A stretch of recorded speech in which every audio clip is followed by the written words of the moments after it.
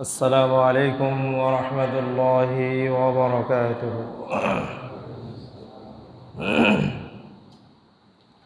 الحمد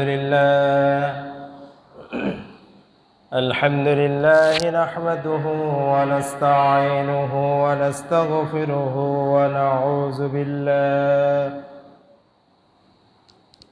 ونعوذ بالله من شرور أنفسنا ومن سيئات أعمالنا. من يهد الله فلا مضل له ومن يضلله فلا هادي له. ونشهد أن لا إله إلا الله وحده لا شريك له. ونشهد أن سيدنا وحبيبنا ومولانا محمدا عبده ورسوله الذي أرسله بالحق بشيرا ونذيرا وداعيا إلى الله بإذنه وسراجا منيرا. فقد قال الله تعالى في كلامه المجيد والفرقان الحميد: أعوذ بالله من الشيطان الرجيم. بسم الله الرحمن الرحيم. لن تنالوا البر حتى تنفقوا مما تحبون وما تنفقوا من شيء فإن الله به عليم. وقال تعالى: إن الله وملائكته يصلون على النبي يا أيها الذين آمنوا صلوا عليه وسلموا تسليما. اللهم صل على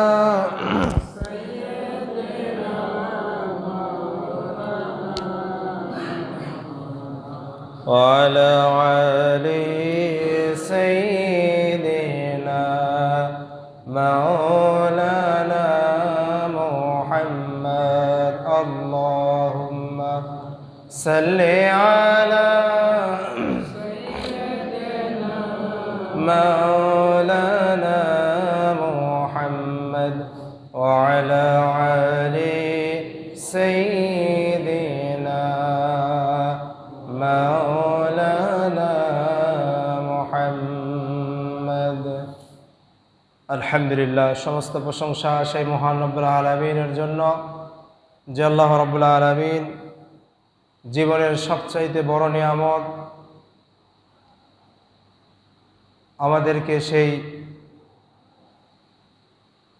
নেক হায়াত দান করে সুস্থ রেখে ভালো রেখে আজকে জুমার নামাজের জন্য মসজিদে আসার তৌফিক দান করেছেন। এই জন্য সবাই শুকরিয়া আদায় করি, বলি আলহামদুলিল্লাহ। লক্ষ্য করি দরুদ বর্ষিত হোক সেই মহান মানবতার মুক্তির দূত নবিকুল শিরোমণি রহমতের কান্ডারি বিশ্ব নবী জনাবে মুহাম্মদ রাসূলুল্লাহ সাল্লাল্লাহু আলাইহি ওয়াসাল্লাম। আল্লাহ রাব্বুল আলামিন কোরআনুল কারীমের ভিতরে আল্লাহ রাব্বুল আলামিন মানুষের জীবনের প্রত্যেকটি দিক নিয়ে তিনি আলোচনা করেছেন। কিসে লাভ কিসে ক্ষতি এবং সামাজিক মানুষ, গরিব দুঃখী, সমাজের অসহায়, অতীম, মিসকিন, প্রতিবেশী সকলের কথাই আল্লাহ তাআলা কোরআনুল কারীমের ভিতরে বর্ণনা করেছেন। মানুষের হক, বান্দার হক, আল্লাহর হক, মসজিদের হক, মাদ্রাসার হক, কার হক বেশি, কার হক কম, এ সম্পর্কে আলোচনা করেছেন। আজকে আমি আপনাদের সামনে তেলাওয়াত করেছি। আল্লাহ তাআলা বলেন, লান তানালুল বিররা হাত্তা তুনফিকু মিম্মা তুহিব্বুন।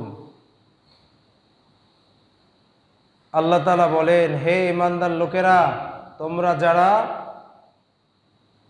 আল্লাহকে ভালোবাসো, তোমরা যারা আল্লাহকে ভালোবাসো এবং তোমরা যে জিনিসকে ভালোবাসো সেটা আল্লাহর রাস্তায় খরচ না করা পর্যন্ত নেকি হাসিল করতে পারবে না। সুতরাং আমাদের টাকা পয়সা, ধন দৌলত, এগুলোকে আমরা কি করি? ভালোবাসি। ভালোবাসি না?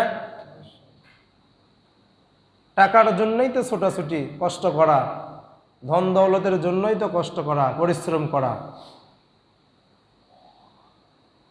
তাহলে এই সম্পদ, এই মাল যেটাকে আমরা ভালোবাসি, সেটাকে আল্লাহর রাস্তায় খরচ না করা পর্যন্ত আমাদের সওয়াব, আমাদের আমল হাসিল হবে না। এবং ওমা তুনফিকু মিন শাইইন ফাইন্নাল্লাহা বিহি আলিম। আল্লাহ তাআলা পরের অংশে বললেন, তোমরা যারা আল্লাহর রাস্তায় খরচ করবে, আল্লাহ তাআলা অবশ্যই সেগুলো জানেন। সুবহানাল্লাহ।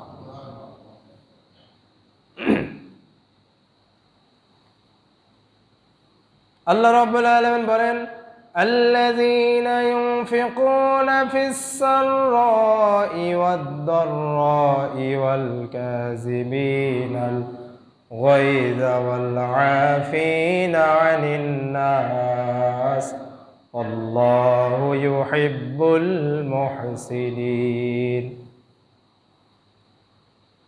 তিনটি কাজ করলে মানুষ মুত্তাকি হবে। যারা কষ্টের সময়ে এবং সুখে দুঃখে উভয় সময়ে আল্লাহর রাস্তায় যারা খরচ করবে, যারা ব্যয় করবে, আর যারা রাগকে কন্দন করবে, রাগ সেক দিয়ে থাকবে, রাগের মাথায় কোনো কিছু করে বসবে না, রাগ করবে না। আর 3 নম্বরে যারা মানুষদেরকে ক্ষমা করে দিতে পারবে, আল্লাহ রাব্বুল আলামিন বলেন, আল্লাহু ইউহিব্বুল মুহসিনিন, আমি আল্লাহ তাআলা তাদেরকে ভালোবাসি। সুবহানাল্লাহ। আল্লাহর ভালোবাসা আমাদের দরকার আছে না নাই? তাহলে সুখে দুঃখে, কষ্টে থাকলেও আল্লাহর রাস্তায় খরচ করতে হবে। সুখের সময় যখন টাকা পয়সা থাকবে, তখনও কি করতে হবে? আল্লাহর রাস্তায় খরচ করতে হবে।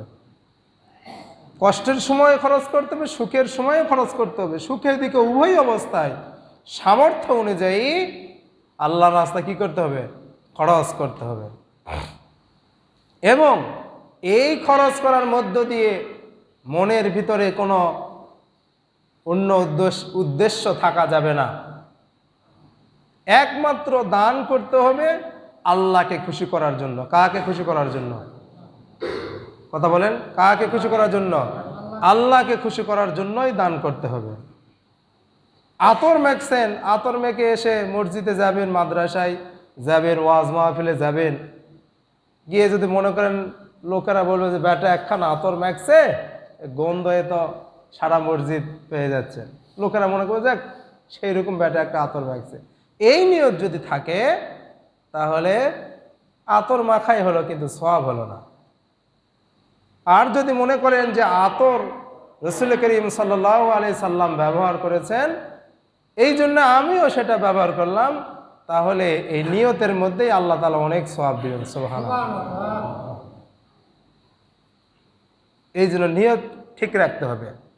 দানটা করতে হবে একমাত্র আল্লাহকে খুশি করার জন্য। কাকে খুশি করার জন্য? আল্লাহকে খুশি করার জন্য। এবং কাউকে কোনো জিনিস দিয়ে, কোনো জিনিস দিয়ে কষ্ট দেওয়া যাবে না, খোঁটা দেওয়া যাবে না। আমাদের সমাজের মানুষেরা কাউকে কোনো জিনিস দিয়ে তো খোঁটা দেয়, যখন তখন একটু দুর্বলতা পেলেই কি করে, খোঁটা দেওয়া শুরু করে। কোনো অনুগ্রহ প্রকাশ করা যাবে না, কারো কাছে বলা যাবে না যে আমি তাহাকে এই জিনিসটা দিয়েছি, সারা গ্রাম বলে বেড়াচ্ছি। এগুলো আল্লাহ তাআলা বলতে নিষেধ করতেছে। وَمَا تُنْفِقُونَ إِلَّا ابْتِغَاءَ وَجْهِ اللَّهِ, তোমরা আল্লাহর রাস্তায় যা কিছু খরচ করো আল্লাহ রাব্বুল আলামিন তা ভালোভাবে জানেন, এবং মনের ভিতরে আল্লাহর সন্তুষ্টি অর্জন ছাড়া যেন তোমাদের মনের ভিতরে কিছু না থাকে। আল্লাযীনা ينفقون أموالهم في سبيل الله ثم لا يتبعون ما أنفقوا منا ولا أذى, যারা আল্লাহর রাস্তায় খরচ করলো, আল্লাহর রাস্তায় খরচ করার পরে কোনো অনুগ্রহ প্রকাশ করলো না, কারো মনে কষ্ট দিল না, খোঁটাও দিল না, আল্লাহ তাআলা বলেন তাদের জন্য পুরস্কার রয়েছে। লাহুম আজরুহুম ইনদা রাব্বিহিম ওয়ালা খাউফুন আলাইহিম ওয়ালা হুম ইয়াহজানুন। যারা আল্লাহর রাস্তায় দান করার পরে মনের ভিতরে কোনো অন্য উদ্দেশ্য না নিয়ে যারা আল্লাহর রাস্তায় খরচ করেছে, তাদের জীবনের কোনো ভয় নাই, তাদের এই জীবনের কোনো চিন্তাও নাই। সুবহানাল্লাহ। জীবনের কোনো ভয় নাই, কোনো চিন্তা নাই, আখিরাতেও নাই, দুনিয়াতেও নাই। এই জন্য আমাদের একটু স্বভাব হলো, মানুষকে কোনো জিনিস দিলে সেটা কি করি, কোটা দিয়ে থাকি। কেউ যদি আমার কাছে কোনো জিনিস পায় দেই, কেউ যদি সাহায্য চাইতে আসে, প্রতিবেশী কাউকে কিছু দিয়েছি, তখন আমরা কি বারবার সেটাকে কি করি, খোটা দেই। একটু কিছু হলেই খোটা দিতে শুরু করি। মহিলারা এই কাজগুলো একটু বেশি করে থাকে। তাহলে খরচ করবেন কখন, সুখে দুঃখে উভয় সময় আল্লাহর রাস্তায় খরচ করবেন, সামর্থ্য অনুযায়ী। সুখের সময় যেরকম সামর্থ্য সেই রকম দিবেন, কষ্টের সময় যেরকম সামর্থ্য সেই রকম দিবেন, তাহলে আল্লাহ তাআলা ভালোবাসা পাবেন। এবং রাগ, আমাদের রাগটা একটু বেশি, কথায় কথায় রাগ এসে যায়। আল্লাহ বলেন রাগকে নিয়ন্ত্রণ করতে হবে, রাগ করা যাবে না। রাগ শয়তানের একটি কালচার। যখন রাগ আসবে তখন কি পড়বেন, আউযু বিল্লাহি মিনাশ শাইতানির রাজিম, আল্লাহর কাছে আশ্রয় চাবেন, শয়তানের পানা থেকে আল্লাহর কাছে আশ্রয় চাবেন, যে আল্লাহ এই শয়তানের পানা থেকে আমাকে হেফাজত করো। তিনটি কাজ করবেন। আর একটি করবেন, ওযু করে ফেলবেন। শোয়া অবস্থায় রাগ, বসা অবস্থায় রাগ হলে শুয়ে পড়বেন, দাঁড়ানো অবস্থায় হলে সেখান থেকে চলে যাবেন, তাহলে আপনার রাগ নিয়ন্ত্রণ হবে। রাগের মাথায় মানুষ গুনাহ করে বসে, পাপ করে বসে। রাগে মাথায় মানুষ একে অপরের প্রতি অন্যায় করে বসে। সুতরাং যাদের রাগ থাকবে না তারাই হবে মুত্তাকি। সুবহানাল্লাহ। এই জন্য কোনো অবস্থায় রাগ করা যাবে না। এরপরে যেটা, সেটা হলো মানুষকে, কেউ যদি আমার কাছে কোনো অপরাধ করে থাকে তাহলে আমি তাকে ক্ষমা করে দিব। কেউ যদি আমার কাছে অপরাধ করে থাকে আর আমি তাকে যদি ক্ষমা করে দিতে পারি, তাহলে আল্লাহ তাআলাও আমাকে ক্ষমা করে দিবেন। সুবহানাল্লাহ। আমার যদি ক্ষমা করার কোনো গুণ না থাকে, আমরাও তো একজনের কাছে ক্ষমা চাই, চাই না? কার কাছে ক্ষমা চাই? আল্লাহর কাছে ক্ষমা চাই। আমি যদি নিজেই ক্ষমা করতে না পারি, তাহলে আল্লাহর সামনে আমি কিভাবে ক্ষমা চাই? আল্লাহ কি আমাকে ক্ষমা করবেন আমি যদি না ক্ষমা করি? এই জন্য কেউ যদি আমার কাছে অপরাধ করে থাকে, আল্লাহর সন্তুষ্টি অর্জনের জন্য তাকে আমরা কি করে দিব? ক্ষমা করে দিব। তাহলে আল্লাহ তাআলাও আমাদেরকে ক্ষমা করে দিবে। দান করার সময় বেছে বেছে ভালো ভালো জিনিস দান করবেন। খারাপ জিনিস দিবেন না। আমাদের সমাজের লোকের অবস্থা হলো পকেটে হাত দিয়ে মসজিদে দান করবে, পকেটে হাত দিয়ে দেখবে সবচাইতে কম পয়সা কোনটা এবং কোনটা ছিঁড়া কোনটা পুরাতন, সেই টাকাটা মসজিদে দিবে, মাদ্রাসায় দিবে, কাউকে দিবে, ফকির মিসকিনকে দিবে। আমাদের স্বভাব আছে না নাই? আল্লাহ তাআলা এই বদ অভ্যাস থেকে আমাদেরকে হেফাজত করে, বলেন আমিন। আমাদের এই স্বভাব বেশি আছে। মসজিদের কোটায় আমি দেখি তো আমি নিজেও দেখি, অনেকে ছিঁড়া টাকা দেয়, টেপ মারা টাকা দেয়, অসল টাকা দেয়, পুরাতন টাকা দেয়। আপনি যদি ওই রকম টাকা আল্লাহকে দেন, তাহলে আল্লাহ আপনাকে ভালো দিবে? কিয়ামতের দিন আল্লাহ আপনাকে সেই মানেরই দিবে। আপনি কার সঙ্গে গাদ্দারি করছেন খেয়াল করা দরকার, বোঝা দরকার। এবং দান করার ব্যাপারে বোকা, নির্বোধ, অজ্ঞ লোক যারা, তাদেরকে প্রয়োজনের অতিরিক্ত কিছু দেওয়া যাবে না। একজন বোকা, নির্বোধ, সে কিছু বোঝে না, পাগল, আল্লাহর সন্তুষ্টি অর্জনের জন্য তার প্রয়োজনের বেশি দিয়ে ফেললেন, দরকার 500 দিলেন 5000, তাহলে সে তো বোকা, সে তো অন্য রাস্তায়, হারাম রাস্তায়, নেশাগ্রস্ত রাস্তায় সেটা খরচ করে ফেলবে। এই জন্য ইসলাম কত সুন্দর যে বোকা, নির্বোধ লোককে তার প্রয়োজনের অতিরিক্ত কিছু দেওয়া যাবে না। এবং সর্ব অবস্থায় দানটা গোপন হওয়াই ভালো। দানটা কি হওয়া ভালো? গোপন। সর্ব অবস্থায় দানটা কি হওয়া ভালো?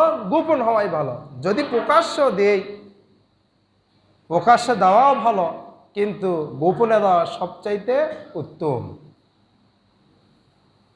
প্রকাশ্য দেই, এই যে এটা যদি মনের মধ্যে উদ্দেশ্য থাকে যে মসজিদের এত টাকার কাজ হবে, 4 লক্ষ টাকার কাজ হবে, আমি যদি 1 লক্ষ টাকা দেই, তাহলে আমার দেখা দেখে আরো কেউ 50,000 দিবে, এটা যদি চিন্তা ভাবনা থাকে, তাহলে এটা দেওয়া কোনো সমস্যা নাই, দিতে পারবেন। কিন্তু সর্ব অবস্থায় গোপনে দান করাই ভালো। যদি গোপনে দান করেন, তাহলে আল্লাহ তাআলা বলেন, আমি আমার সেই বান্দার গোপনীয় গুনাহগুলো মাফ করে দিই। সুবহানাল্লাহ। গোপনের যত গুনাহ সব মাফ করে দেয়। দান করার মাধ্যমে আমাদের সম্পদের মধ্যে বৃদ্ধি পায়। আমরা মনে করি দান করলে খরচ কমে গেল, কিন্তু কমলো না, আমাদের বৃদ্ধি পেল। আখিরাতের ব্যাংকে জমা হলো, যেখানে নেকি ছাড়া কোনো কিছুই আপনার কাজে আসবে না। আপনার সন্তান, সন্ততি, ধন সম্পদ, বাড়ি গাড়ি, টাকা পয়সা কোনো কাজে আসবে না। যদি আপনার ভালো আমল থাকে, সেই আমলটাই আপনার কাজে আসবে, ঠিক না? আখিরাতে এই আমল ছাড়া কোনো টাকার অঙ্ক থাকবে নাকি? দুনিয়াতে লাখ লাখ কোটি কোটি টাকা আপনার, কিন্তু আখিরাতে তার 4 পয়সাও কোনো মূল্য নাই। মৃত্যুবরণ করার সময় আপনার পকেটে কি 2-4-10 লাখ টাকা দিয়ে দিবে? যে জাহান্নামের ফেরেশতারা যখন আযাব দেওয়ার জন্য আসবে, তখন কিছু ঘুষ দিয়ে দেশ, তাহলে মাফ করে দিবে, এরকম অবস্থা হবে না? এরকম অবস্থা হবে না। আল্লাহর রাস্তায় দান করার বিষয় হলো, মাসালুল লাযীনা ইউনফিকুনা আমওয়ালাহুম ফি সাবিলিল্লাহি কামাসালি হাব্বা। আল্লাহর রাস্তায় দান করার অর্থ হলো, কেউ যদি আল্লাহর রাস্তায় একটি দান করে, একটি টাকা দান করে, এভাবে উদাহরণ আল্লাহ দিয়েছেন, সে যেন একটি জমিনের মধ্যে একটি বীজ রোপণ করলো, আর ওই বীজ থেকে 60টি দানা বের হলো, ডাল পাকা বের হলো, এক একটি দানে 100 করে দানা ধরলো, সব মিলাইয়া 700 দানা হয়ে গেল। যে আল্লাহ রাব্বুল আলামিন একটি দানা থেকে 700 দানা দিতে পারে, ওই আল্লাহর রাস্তায় যদি আমরা খরচ করি, আল্লাহু ইউদাইফু লিমান ইয়াশা, আল্লাহ রাব্বুল আলামিন তার চাইতেও আমাদেরকে বেশি দিবেন। সুবহানাল্লাহ। আল্লাহ দিতে পারেন না? পারেন। একটি টাকা দান করার মাধ্যমে 700 গুণ আল্লাহ আমার সম্পদ, আমার সওয়াব বৃদ্ধি করে দিবে। দান করার ব্যাপারে আবার এটাও ঠিক রাখতে হবে যে দান করতে করতে সব শেষ করে ফেললাম, আমার স্ত্রীর সন্তানকে ফাঁকি দিয়ে সব কিছু দান করে রাস্তায় পথে বসে গেলাম, এটাও করা যাবে না। খরচ করবেন কি? ওয়াস আলুনাকা মাযা ইনফিকুনা কুলিল আফু, আল্লাহ তাআলা বলেন প্রয়োজনের অতিরিক্ত যা আছে সেটাই তুমি আল্লাহর রাস্তায় খরচ করে দাও। সুবহানাল্লাহ। আমার প্রয়োজন শেষ, আমার কাছে টাকা আছে, সম্পদ আছে, আমার প্রতিবেশী, আমার আত্মীয় স্বজন, আমার এলাকার গরিব অসহায় মানুষদেরকে আমি সাহায্য সহযোগিতা করব। শুধু জড়ো করে রাখবো না, আমি সাহায্য সহযোগিতা করব। এটা হলো দান করার নিয়ম। বেছে বেছে এবং ভালোটাই দিব, খারাপটা আমরা দিব না। আমাদের অভ্যাস খারাপটা দেওয়ার, কিন্তু আমরা খারাপটা দিব না। বেছে বেছে কি করব? ভালোটা দিব। যেটা নিজের জন্য ভালো লাগে সেটাই অপরকে দিব। এবং এই দান করতে হবে মরার আগে। কোন সময় দান করবেন বলেন? মরার আগেই। وَأَنْفِقُوا مِمَّا رَزَقْنَاكُمْ مِنْ قَبْلِ أَنْ يَأْتِيَ أَحَدَكُمُ الْمَوْتُ, মৃত্যু আসার আগেই তোমাকে দান করতে হবে, মৃত্যু আসার আগেই খরচ করতে হবে। আমাদের সমাজের কিছু লোক আছে বলে, হুজুর আসি আপনার সাথে, জীবনটা দিয়ে দিব। এরা বড় চালাক, জীবন দিতে চায় কিন্তু মাল দিতে চায় না।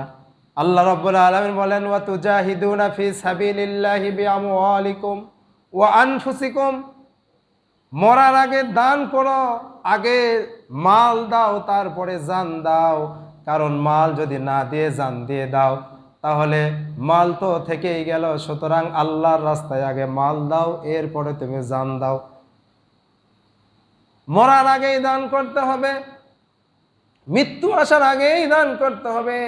মৃত্যু বরণ করার পরে যদি অনুশোচনা করি, আহারে আল্লাহ যদি একটুখানি আমাদের সময় দিত তাহলে ফাসাদ্দাকা ওয়া কুম মিনাস সলিহিন, দান সদকা করে আমি সলিহিন নেককার বান্দা হয়ে যেতাম।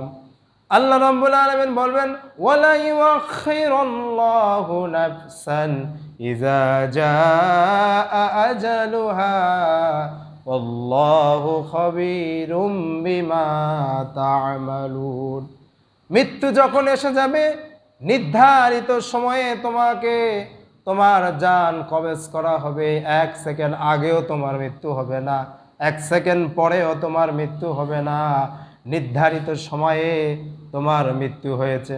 সুতরাং মরার পরে আফসোস করে কোনো লাভ নাই, মরার পরে আফসোস করে কোনো লাভ আসবে না। ইয়াউমা ইয়াফিরুল মারউ মিন আখিহি ওয়া উম্মিহি ওয়া আবি ওয়া সাহিবাতিহি ওয়া বানি, কিয়ামতের দিন মা তার সন্তানকে চিনতে পারবে না, সন্তান তার পিতামাতাকে চিনতে পারবে না, পিতা তার সন্তানকে চিনতে পারবে না। যার যার চিন্তায় সে হয়রান হয়ে যাবে, ব্যস্ত হয়ে যাবে। সুতরাং আমার ভাইয়েরা, আল্লাহর রাস্তায় খরচ করতে হবে। ইয়েমেনের একজন যুবক, ইয়েমেনের একজন মানুষ, তাফসীরের মধ্যে লেখা হয়েছে ইয়েমেন দেশের একজন মানুষ, তার 3টি সন্তান ছিল। 3টি সন্তান, যুবক সন্তান ছিল, ছেলে সন্তান ছিল। এই লোকটি আল্লাহর রাস্তায় খরচ করতো, তার বাগান আছে, ধন সম্পদ আছে। এই লোকটি মারা যাওয়ার পর তার সন্তানেরা আর আল্লাহর রাস্তায় খরচ করতে চাইতো না, এতিম মিসকিন গরিব অসহায়দেরকে দিতে চাইতো না। এক ভাই, 3 জনের মধ্যে এক ভাই ছিল একটু ভালো, সেই এতিমের প্রতি সহানুভূতি ছিল, কিন্তু 2 ভাইয়ের অত্যাচারের কারণে সে দিতে পারত না। একদিন চিন্তা করলো, আমাদের ফসল পেকে গিয়েছে, বাগানে ফল অনেক ধরেছে, আমরা যদি ফজরের আগেই, সকাল হওয়ার আগেই যদি ফসল কেটে নিয়ে আসি, বাগানের ফল তুলে নিয়ে আসি, তাহলে আর গরিব মানুষদেরকে, অসহায় মানুষদেরকে আর দেওয়া লাগবে না। এই চিন্তা ভাবনা করে রাতের বেলায় ঘুমাইছিল। এমন সময় আল্লাহ রাব্বুল আলামিনের কি ইচ্ছা, বিশাল বড় একটি তুফান এসে, ঝড় এসে তাদের ফসলকে তছনছ করে দিয়ে গেল। আল্লাহর ইচ্ছাই ছিল না, আল্লাহর খুশি মতো তারা কাজ করতো না। সকালবেলা যখন তারা মাঠের দিকে রওনা করলো, বাগানের দিকে রওনা করলো, গিয়ে মনে করলো যে আমরা পথ ভুলে হয়তো অন্য বাগানে চলে এসেছি, কিন্তু বারবার খেয়াল করে নজর করে দেখে আমাদের বাগানের কিছু চিত্র তাদের তো জানা আছে। চিত্র দেখে চিন্তা করে, আরে এটা তো আমাদের বাগান, এতিম মিসকিনদেরকে না দেওয়ার কারণে চুরি চুরি করে লুকোচুরি করে আমরা সম্পদ ভক্ষণ করতে চেয়েছিলাম, এই কারণে আল্লাহ রব্বুল আলামিন আমাদের সম্পদ ধ্বংস করে দিয়েছে। আর এক ভাই বলে, ভাই আমি তো তাদেরকে নিষেধ করেছিলাম, আব্বা যে কাজ করত এই কাজের মাধ্যমে আমাদের সংসারের মধ্যে বরকত হতো, আমাদের সম্পদের মধ্যে বরকত হতো, আমাদের আল্লাহর সন্তুষ্টি আমরা প্রাপ্ত বান্দা হতাম, কিন্তু আমার কথা তো শুনলি না, দেখ আজকে কি অবস্থা। এই জন্য তিন ভাই মিলে আল্লাহ রব্বুল আলামিনের কাছে তওবা করতে লাগলো। তওবা করলে, ইস্তেগফার করলো, আল্লাহ ভুল করে ফেলেছি, ভুল হয়ে গিয়েছে, আমাদেরকে মাফ করে দাও, ভুল করে ফেলে দিয়েছে, আমাদেরকে মাফ করে দাও। আল্লাহ তাআলা তওবা কবুল করলেন। পরবর্তী থেকে তাদের ফসলে আল্লাহর রহমত নাজিল হলেন। সুবহানাল্লাহ। সুতরাং মানুষকে ফাঁকি দিয়ে নিজে একাই ভক্ষণ করতে চাইলে আপনার ফসলের মধ্যে বরকত হবে না। বরকত হবে নাকি? কোনো সময় বরকত হবে না। আমাদের সমাজের কিছু মানুষ, ঋণগ্রস্ত মানুষ আছে, তারা আবার কি করে, মানুষের কাছ থেকে ঋণ নিয়ে, ইসলাম বলেছে কেউ যদি তোমার কাছে ঋণ নেয় তাহলে বারবার তাকে তাগাজা দিবে না, কষ্ট দিবে না, লজ্জা শরম দিবে না। কিন্তু আমাদের সমাজের কিছু মানুষ টাকা নিয়ে আর দিতে চায় না। এরকম লোক আছে না নাই? সামর্থ্য থাকা সত্ত্বেও যদি আপনি ঋণ নেওয়ার পরে যদি সেটা না পরিশোধ করেন, এর জন্য আল্লাহর কাছে আপনার জবাব দিয়ে করতে হবে। আপনার সামর্থ্য আছে, কিন্তু আপনি বারবার একে ঘুরাচ্ছেন। সে তো আপনার কাজে, আপনার বিপদে সে সাহায্য করেছিল, ঠিক না? আপনার বিপদে সাহায্য করেছিল, কিন্তু আপনি তাকে বারবার ঘুরাচ্ছেন।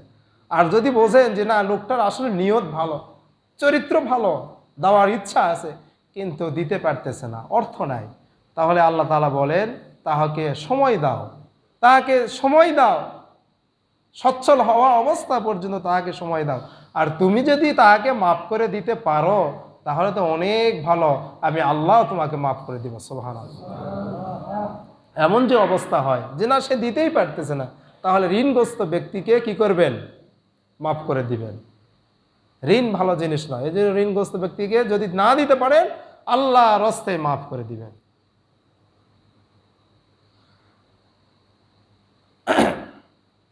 আল্লাহর রাস্তায় তাহাকে মাফ করে দিবেন। সময় শেষ। তো আমাদের সমাজের কিছু লোক যারা নিজের হক বোঝে না, নিজের এলাকার মসজিদ, নিজের এলাকার মাদ্রাসা, নিজের প্রতিবেশী আত্মীয় স্বজন, গরিব মানুষ, তাদের প্রতি হক বেশি। অন্য জায়গায় 10 টাকা দিলে এই জায়গায় 20 টাকা দিতে হবে। আমাদের স্বভাবের মানুষ কি জানেন, এই জায়গাতেই 10 টাকা দিবে, অন্য জায়গায় 20 টাকা দিবে। আরে বেটা, হক যেখানে বেশি, কিয়ামতের দিন এই মসজিদ তোমার জন্য সাক্ষী দিবে, এই মসজিদে দান করার কারণে। আবার এই মসজিদকে ফাঁকি দেওয়ার কারণে, নিজের প্রতিবেশীকে ফাঁকি দেওয়ার কারণে, কেন ফাঁকি দেই? হিংসা আমাদের বেশি, প্রতিবেশীদেরকে ভালো লাগে না। প্রতিবেশী আত্মীয়স্বজন গরিব, অসহায়, ঋণগ্রস্ত, তাহাকে কিছু সাহায্য করি, তাকে সাহায্য করে তাকে ঋণগুলো মওকুফ করার চেষ্টা করি, তাকে 2 মুঠো খাবারের ব্যবস্থা করি। আমরা তা করি না, আমরা অন্য জায়গায় যাই দিব, নিজের এলাকায় দিব না। আমার কানেও কথা হয়েছে যে আমাদের সমাজে, আমাদের এই এলাকারই কিছু মানুষ আমাদের মসজিদে না দিয়ে অন্যান্য মসজিদে বেশি দেয়। এ কি ধরনের কথা? এই মসজিদের হক, হাসর ময়দানে আল্লাহ আপনার, এই মসজিদ আপনার বিরুদ্ধে দাঁড়িয়ে যাবে যে আল্লাহ, তার হক ছিল, আমি প্রাপ্য অধিকার, এই হক নষ্ট করে অন্য জায়গায় দিচ্ছে। হ্যাঁ, এই জায়গা দিবেন। এই যে কিশোরগঞ্জের পাগলা মসজিদ আছে না, লাখ লাখ কোটি কোটি টাকা দেখা যাচ্ছে, তাই না?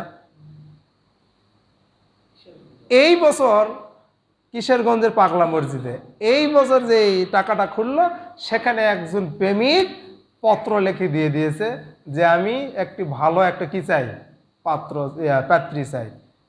এই বিশ্বাস করে পাগলা মসজিদে দান বাক্স করে এই পত্র ছেড়ে দিছে। তাহলে চিন্তা করেন, অনেকে সোনা দানা ছেড়ে দেয়, অনেকে টাকা পয়সা দেয়, আমার পেটে সন্তান হয় না, যেন পেটে সন্তান হয়, আমার মিথ্যা মামলা, আমার এই সমস্যা সেই সমস্যা, বিভিন্ন কিছু নিয়ত করে পাগলা মসজিদে দেয়। সুতরাং পাগলা মসজিদে দিলে আপনার সে সমস্যা ভালো, মসজিদ আল্লাহর ঘর, সবই আল্লাহর ঘর, কিন্তু পাগলা মসজিদে দিলেই আপনার সেই সমস্যা সম্মুখীন ভালো হবে, এটা বিশ্বাস করা শিরক, বিশ্বাস করা হারাম। আপনি নিজের এলাকার মসজিদে দান করেন, দান করে আল্লাহর কাছে সাহায্য চান, আল্লাহ তোমার ঘরে 2 টাকা দান করলাম, তুমি আমাকে সাহায্য করো। আল্লাহর ঘরে দান করে। সুতরাং নিজের এলাকার হক আছে, এই এলাকার হক নষ্ট করবেন না।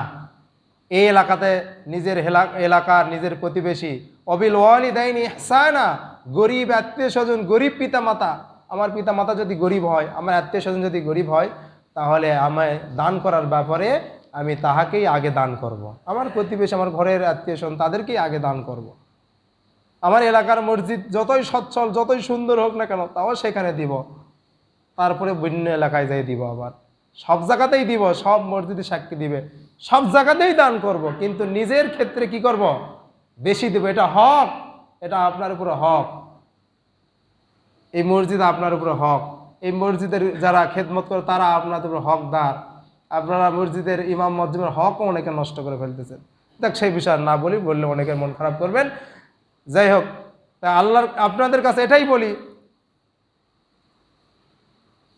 যে নিজের এলাকা, নিজের আত্মীয় স্বজন, নিজের প্রতিবেশী, নিজের মসজিদের উপরে হক বেশি। এই ধানের মৌসুম আসবে, আমরা আমাদের মসজিদেই একটু প্রাণ ভরে একটু বেশি করে দান করব এবং আল্লাহর কাছে আশ্রয় চাব।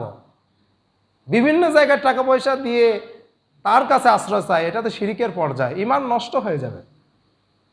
পীর সাহেবের দরবারে গিয়ে মুরগি দিয়ে, টাকা দিয়ে দোয়া চাই, এটা শিরক, এ কাজ করা যাবে না। আল্লাহ রাব্বুল আলামিন আমাদেরকে বোঝার তৌফিক দান করেন, আমিন। আর একটি হাদিস বলেই শেষ করি, আস-সাখী করিবুম মিনাল্লাহ, আবু হুরায়রা রাদিয়াল্লাহু তাআলা আনহু থেকে বর্ণিত, করিবুম মিনাল জান্নাহ করিবুম মিনান নার বাঈদুম মিনান নাস। আবু হুরায়রা রাদিয়াল্লাহু তাআলা আনহু থেকে বর্ণিত, রাসূল সাল্লাল্লাহু আলাইহি ওয়াসাল্লাম বলেন, দানকারী হচ্ছেন আল্লাহর নিকটবর্তী, দানকারী মানুষের নিকটবর্তী, এবং দানকারী জাহান্নাম থেকে অনেক দূরে দূরে আল্লাহ তাকে সরায় দেন। সুবহানাল্লাহ। দানকারীর জান্নাত, যারা দান করবে তারা আবার জান্নাতের অনেক নিকটবর্তী, জান্নাতের কাছে। আর যারা বখিল, কৃপণ, তারা আল্লাহ থেকে দূরে, মানুষ থেকে দূরে এবং জাহান্নামের অতি নিকটে। নাউযুবিল্লাহি মিন যালিক। আল্লাহ তাআলা আমাদেরকে দানের হাত প্রসারিত করার তৌফিক দান করুন। যারা ইসলামের কথা বলে, যারা কোরআনের কথা বলে, যারা ইসলামের দিন কায়েমের জন্য সংগ্রাম করে বই লেখে, তাদেরকে দেন, তাদেরকে দিলে ইসলামটা টিকিয়ে থাকবে। যারা ইসলামের কথা বলে, যারা কুলাতে না পারে, তাদের সংসার আদি, তাদের বই লেখার মাধ্যমে, তাদের কথা বলার জন্য তাদেরকে বেশি বেশি দেন, তাহলে ইসলামটা কি হবে, টিকেই থাকবে। মসজিদ মাদ্রাসায় বেশি বেশি করে দেন, যারা কোরআন হাদিসের কথা বলে তাদেরকে দেন, তাদেরকে সাহায্য সহযোগিতা করেন, তাহলেই তো ইসলাম পরিপূর্ণতা লাভ করবে। এবং আমরাও ইসলামের পক্ষে সাহায্য করার কারণে আল্লাহ তাআলা আমাদেরকেও জাযা খায়ের দান করবেন, আমিন। ওয়া আখির দাওয়ানা আলহামদুলিল্লাহি রাব্বিল আলামিন।